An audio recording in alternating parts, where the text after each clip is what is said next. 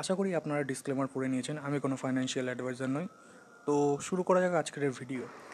তো আপনারা সবাই থাম্বনেল দেখে নিয়েছেন হয়তো, ইন্ডিয়াতে ক্রিপ্টো ট্যাক্সেশন নিয়ে একটা বড় নিউজ সামনে এসেছে। আপনারাও হয়তো এই সব নিউজগুলো দেখেছেন, আপনাদেরও চোখে পড়েছে। যারা ক্রিপ্টো রিলেটেড নিউজ বা আপডেটের ওপর চোখ রাখেন তারা তো জানবেনই, বাট যারা ক্রিপ্টোতে নতুন এসছেন তারা হয়তো জানবেন না। তাদেরকে জানিয়ে দিই, গত 1 এপ্রিল দ্য ইকোনমিক্স টাইমসে একটা আর্টিকেলস পাবলিশ হয়েছে, যেখানে বলা হয়েছে যে ট্যাক্স অথরিটি যে আছে, মানে যারা আছে, তারা বাইন্যান্স ইউজার্সদের ওপর ক্র্যাকডাউন করছে। 1% টিডিএস যারা ডিডাক্ট করছে না তাদের ওপর। বাইন্যান্সে অটোমেটিকলি টিডিএস ডিডাক্ট হয় না বেসিক্যালি। বাইন্যান্সের মেজরিটি ইন্ডিয়ানস ইউজার্সই P2P মানে পিয়ার টু পিয়ার ট্রানজ্যাকশানই করে থাকে। এর জন্য নিউজ আসছে যে শুধু আপনাদের প্রফিটের নয়, আপনাদের টোটাল টার্ন ওভারের 30% ট্যাক্স ডিডাক্ট হতে পারে। মানে ধরুন আপনি 10,000 টাকার প্রফিট করেছেন, সেখানে আপনি ভাবছেন যে 10,000 টাকা 30% ট্যাক্স মানে হচ্ছে 3,000 টাকা, সেরকম কোনো ব্যাপার না, দিয়ে দেওয়া যেতেই পারে ট্যাক্স হিসেবে। বাট গেমটা ওখানেই খেলা হচ্ছে, যারা 1% ট্যাক্স দিচ্ছে না, নিউজের অ্যাকর্ডিং যারা 1% টিডিএস ডিডাক্ট করছে না, তারা ওই যে 30% ট্যাক্স দেবেন ভাবছেন যে 10,000 টাকা 3,000 টাকা, সেটা তো সাইডে রাখুন। আপনার টার্ন ওভারের 30% মানে সোজাসুজি বলতে গেলে আপনার টোটাল পোর্টফোলিও ভ্যালুয়েশনের 30% ট্যাক্স দিতে হতে পারে। আর এই সব আমি আমার মন থেকে বলছি না, এখানে আপনারা নিউজ দেখতে পারেন। ডেসক্রিপশানে আমি লিংক দিয়ে দেবো, চাইলে আপনারা পুরো নিউজ দেখতে পারেন। তো এখানে কিছু জিনিস আছে যেগুলো টাইটলি মনিটর করা হচ্ছে। বেসিক্যালি এখানে সবচেয়ে বেশি জোর দেওয়া হচ্ছে P2P ট্রানজ্যাকশান এবং সোয়াপিংয়ের ওপর। তো এই নিউজটা সত্যি এত বড় যে এটাকে অ্যাভয়েড করা উচিত হবে না আমাদের জন্য। এটাকে এইভাবে বোঝার চেষ্টা করুন যে 1% টিডিএস যারা ডিডাক্ট করেননি বা করছে না, তারা যদি প্রুফ দিতে না পারে, তো বলা হচ্ছে যে প্রফিট সাইডে রাখুন। আপনার যে প্রফিট উঠছে সেটা তো সাইডে রাখুন, যেটা আমি বললাম 10,000 টাকা 3,000 টাকা, সেটা তো সাইডে রেখেই দিন। ওটা তো এখানে কোনো ব্যাপারই নেই। টোটাল আপনার যে ভ্যালুয়েশন হবে তার 30% ট্যাক্স দিতে হতে পারে।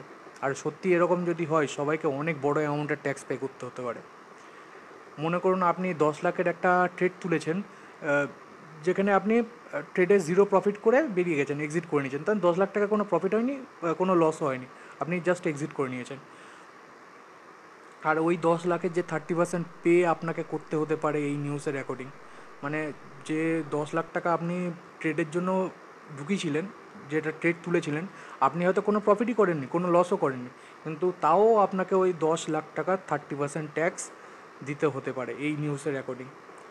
তো এখন ব্যাপারটা হচ্ছে যে আপনারা অনেকেই আছে যারা এই নিউজটা পাওয়ার পর থেকে প্যানিক করে আছেন যে কোথায় সিএ খুঁজবো এখন, কোথায় ট্যাক্স দেবো, কীভাবে টিডিএস করব। তো এখনই প্যানিক করার কিছু হয়নি। ব্যাপারটাকে ভালো করে বুঝুন, এটা কোনো অফিসিয়ালি নোটিফিকেশান নয়। এখন তাহলে আপনারা হয়তো ভাবছেন যে এটা যখন অফিসিয়ালি নোটিফিকেশান নয় তাহলে এটা ফেক নিউজ, অবশ্যই, বাট তেমনটাও নয়। এই এই যে এই নিউজটা জাস্ট, মানে এই নোটিফিকেশানটা জাস্ট একটা নিউজ আর্টিকেলস পাবলিশ করেছে, এখনও প্যানিক করার কিছুই হয়নি। যেই এক্সচেঞ্জকে বেস করে এই নিউজটা ছড়াচ্ছে, সেই এক্সচেঞ্জই এখনও আমাদেরকে কোনো অফিসিয়ালি নোটিফিকেশান দেয়নি।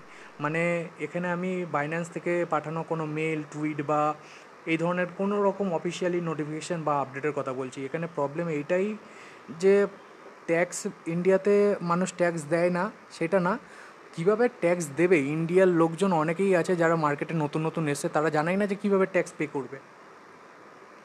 তাদের ট্যাক্স নলেজ সেরকম একটা নেই, তাই তারা কীভাবে ট্যাক্স দেবে সেটা জানেন না, তাই তাদেরকে ট্রাভেল ফেস করতে হচ্ছে।